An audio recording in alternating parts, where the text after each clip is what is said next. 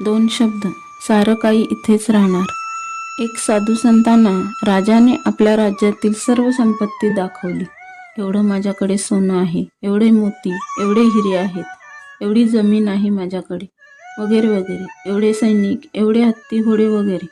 जे ऐकून त्या साधू संतांना हसू येत होतं ते राजा त्यांना दाखवित होता. राजाचे बोलणे पूर्ण झाल्यावर साधू महात्माने एक सुई राजाच्या हातात दिली व ते साधू संत राजाला म्हणाले, ही सुई मला पुढच्या जन्मी परत द्या. आत्ता तुमच्याकडे ही सुई ठेवा. राजा गोंधळला व म्हणाला, सुई पुढच्या जन्मी कशी देता येईल, कशी घेऊन जाऊ?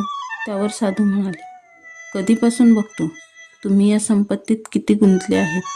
तुमचं वय केवढं झालंय? साधूने राजाला समजावून दिले, सुई एवढं सुद्धा काही सोबत नाही येत, रिकाम्या हाताने जावं लागतं.